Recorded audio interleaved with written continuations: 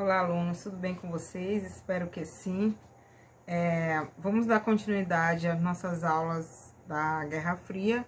E dentro desse contexto da Guerra Fria, nós vamos falar hoje da Guerra do Vietnã, tá bom? E posteriormente falaremos da Guerra da Coreia, em outro vídeo. Vamos começar para não ficar muito longo o vídeo. Então, vamos lá. Bem, vamos fazer uma pequena introdução sobre a Guerra do Vietnã, né? Bem, o que foi a Guerra do Vietnã, né? A Guerra do Vietnã, gente, aconteceu entre 1959, tá? E 1975, certo? E foi um conflito entre os dois governos estabelecidos, né? Que lutavam pela unificação do país sob sua liderança, no caso, o capitalismo e comunismo, né? O conflito no Vietnã iniciou-se poucos anos depois de um primeiro conflito ter se encerrado, que foi, no caso, a Guerra da Indochina, que eu vou já falar dela. No percurso da Guerra do Vietnã, os Estados Unidos envolveram-se, tá? Diretamente no conflito. E em 1969, chegaram a enviar mais de 500 mil soldados ao país asiático. A participação americana e a motivação ideológica no conflito são consequências das tensões da bipolarização do período da Guerra Fria, no qual as ideologias do comunismo e do capitalismo estavam aí no mundo, certo? Muito bem. Mas para entendermos a Guerra do Vietnã, gente, é preciso que a gente volte um pouco aí na história. Vamos falar rapidamente sobre a independência da Indochina. Bom, a Indochina era uma região da Ásia dominada pela França desde 1860 e foi ocupada pelos japoneses durante a Segunda Guerra Mundial. Após a derrota do Japão no conflito, o governo francês tentou recuperar o seu domínio sobre a antiga colônia, mas teve de enfrentar a resistência dos movimentos nacionalistas que lutavam pela independência, no caso, a independência da Indochina. Deflagrou-se, então, a Guerra da Indochina, 1946 a 1954, em que se destacou a liderança de Ho Chi Minh, do Movimento de Libertação Viet Minh, né? A guerra terminou com um acordo internacional, celebrado em Genebra, pelo qual a Península Indochinesa foi dividida em 3 países independentes: Laos, Camboja e Vietnã. Bem, a Guerra do Vietnã, gente, ela vai começar, como eu já havia falado, em 1964 e vai terminar em 1975. Ficou determinado aí em Genebra também que o Vietnã ficaria dividido temporariamente em 2 zonas, uma ao norte e outra ao sul. A norte seria a República Democrática do Vietnã, né, com capital em Hanoi e liderada por Ho Chi Minh. Recebia o apoio dos governos do bloco socialista, no caso China e União Soviética. Do outro lado, no sul, havia a República do Vietnã, com sede em Saigon e liderada pelo general Ngo Dinh Diem. Era apoiada pelo governo dos Estados Unidos. O acordo estabelecia ainda que, em 1956, seriam realizadas eleições gerais no Vietnã para a unificação do país, tá? O governo do Vietnã do Sul, no entanto, impediu a realização dessas eleições, adotando uma política de hostilidade contra o Vietnã do Norte. Em 1960, foi organizada no Vietnã do Sul a Frente de Libertação Nacional, FLN, Frente de Libertação Nacional, que, aliás, que tinha tendências socialistas. A Frente de Libertação Nacional se opunha ao governo ditatorial instalado em Saigon e tinha o apoio dos governos do Vietnã do Norte e dos países do bloco socialista, certo? Para sustentar o governo de Saigon, no entanto, o governo dos Estados Unidos decidiu intervir militarmente na região, no ano de 1964, certo? Então, a partir daí, teve início a Guerra do Vietnã, conflito que envolveu também Laos e Camboja, e que costuma ser interpretado por alguns historiadores como um desdobramento da Guerra da Indochina. Bom, desde a Guerra da Indochina, os Estados Unidos viam com preocupação o crescimento do comunismo na região. Bem, em razão disso, o governo americano começou a tomar medidas para impedir que isso acontecesse. Também no Vietnã, a partir de 1949. A nova influência dos chineses sobre o Vietnã levou os Estados Unidos a apoiar os franceses na Guerra da Indochina. E com a derrota dos franceses e a divisão do Vietnã, os Estados Unidos passaram a apoiar o governo ditatorial instalado no Vietnã do Sul. Com o início da guerra em 1959, os norte-americanos começaram a fornecer armamentos e treinamento militar para os exércitos do sul vietnamitas. Essa situação persistiu até 1965. Então, quando o Vietnã ele se subdividiu, ao norte houve um governo, né, comunista. E ao sul houve um governo ditatorial apoiado pelos Estados Unidos. Tá? E no ano de 1959, os Estados Unidos começam a mandar para o Vietnã do Sul soldados, suprimentos, armamentos e bombas para lá, ok? A mudança na postura americana na guerra decorreu de transformações ocorridas na presidência dos Estados Unidos, aliadas à incapacidade do Vietnã do Sul de conter o avanço comunista. Em 1963, o presidente americano John Kennedy foi assassinado na cidade de Dallas e a presidência americana foi ocupada por Lyndon Johnson. Com Lyndon Johnson, a atuação dos Estados Unidos na guerra alterou-se principalmente após o incidente do Golfo de Tonkin, usado como pretexto para o país participar diretamente no conflito em 1965. Nesse incidente, uma embarcação americana chamada USS Maddox foi supostamente atacada 2 vezes por um torpedo norte-vietnamita em agosto de 1964. Então, a partir do afundamento desse navio, os Estados Unidos entram na guerra do Vietnã. Os americanos, gente, eles entraram com tudo na guerra, começando com a Operação Holy Thunder, que era basicamente uma série de ataques aéreos e bombardeios aos norte-vietnamitas, mostrando o poder de ataque dos americanos para assustar, né, os norte-vietnamitas e os Vietcongs.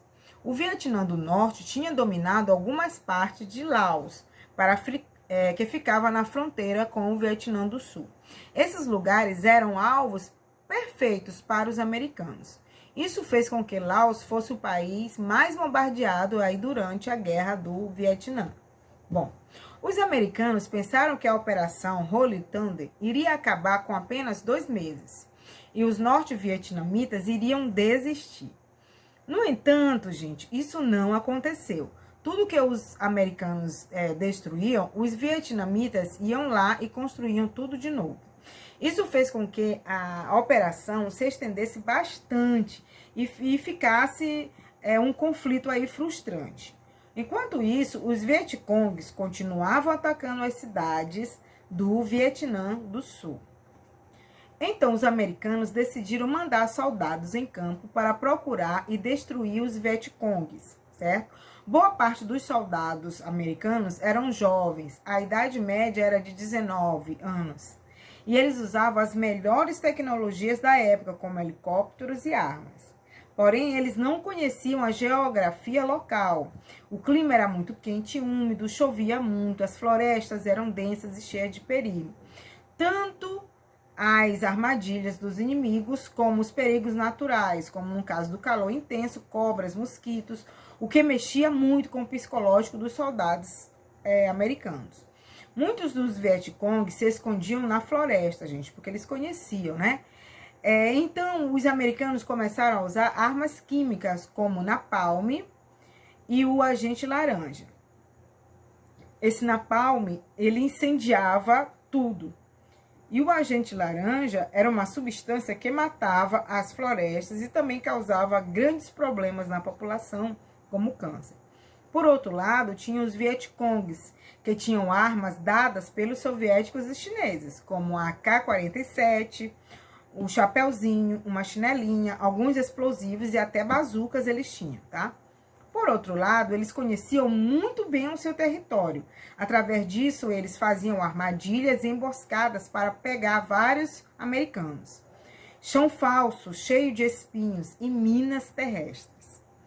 Como os americanos atacavam as florestas com bombas e agentes químicos, os Vietcongs construíram túneis subterrâneos, gente, que se ligavam uns aos outros. Lá eles podiam se mover sem serem notados, eles também poderiam cozinhar, descansar, né, e até tratar alguns ferimentos. O tempo passou e mais soldados foram para o Vietnã para manter o território do sul.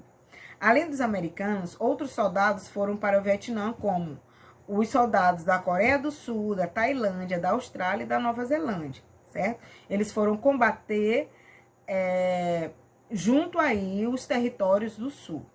E os americanos achavam que poderiam ganhar, mas eles, poderiam ganhar se eles mantessem os territórios e destruíssem os Vietcongs. Bom, eles pensavam que os Vietcongs estavam fracos. Porém, em 1968, começou uma ofensiva do Tet. A ofensiva do Tet foi dos vietnamitas, né? Que basicamente foram grandes ataques feitos pelos Vietcongs em grandes cidades do Vietnã do Sul, que acabou matando aí muitas pessoas.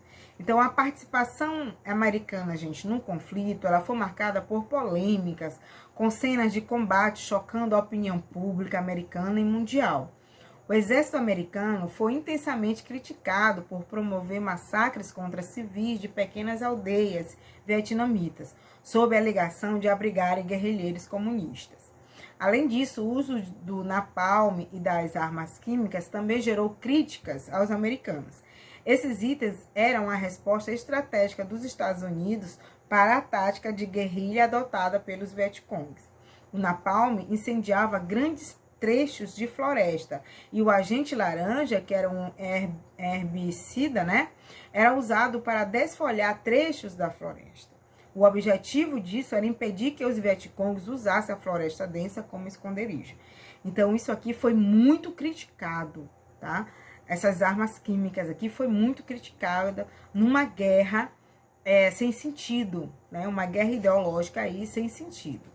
Nos Estados Unidos, a Guerra do Vietnã causava impactos na opinião pública, que acompanhava pela imprensa as mortes dos soldados e as cenas de violência transmitidas pela TV. O governo dos Estados Unidos, gente, foi grandemente criticado e ele foi grandemente, né, criticado e gradativamente ele foi retirando seus soldados do Vietnã e iniciando negociações de paz. Bom, no ano de 1973, realizou-se a retirada da última tropa, depois de firmar o Acordo de Paris. Nesse acordo, ficou acordado que os Estados Unidos deixariam de lutar na guerra diretamente, que apenas daria apoio ao Vietnã do Sul com armas e suprimentos.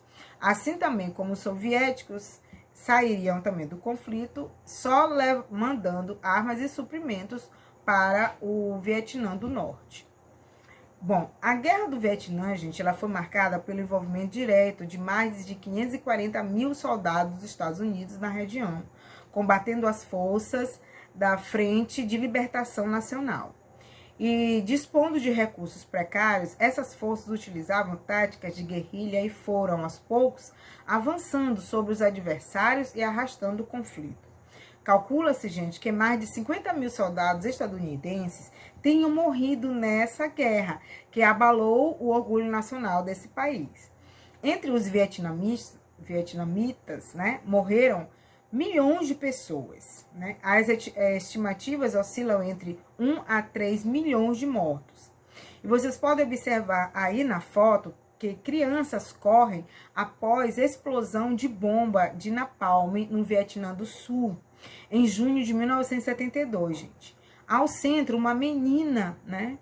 Vocês estão vendo aí, ela tá gritando, ela tinha, né, apenas 9 anos na época. Ela está nua e ela grita de desespero pelas intensas queimaduras no seu corpo, causadas pelo napalm. E depois de 17 cirurgias, ela sobreviveu, né? Então, ela tá nua por quê? Porque ela começou a tirar a roupa porque estava queimando. Então, ela foi obrigada a tirar sua roupa porque estava queimando a sua pele, né? Então, depois desse conflito, unificação do Vietnã, né? Após a retirada das forças militares estadunidenses, a guerra prolongou-se por mais algum tempo, tá? Com o avanço das forças socialistas do Vietnã do Norte até a rendição total do exército do sul vietnamita em 1975. Assumindo o poder, os líderes da Frente de Libertação Nacional, junto com o governo do Vietnã do Norte, promoveram a unificação do país, sob o nome de República Socialista do Vietnã. Adotando um regime político autoritário, o governo vietnamita seguiria o modelo da ditadura stalinista, né, que é o comunismo pela força, né? Bom, gente, esse foi o resumo da Guerra do Vietnã. Espero que vocês tenham entendido alguma coisa e até o próximo vídeo. Tchau!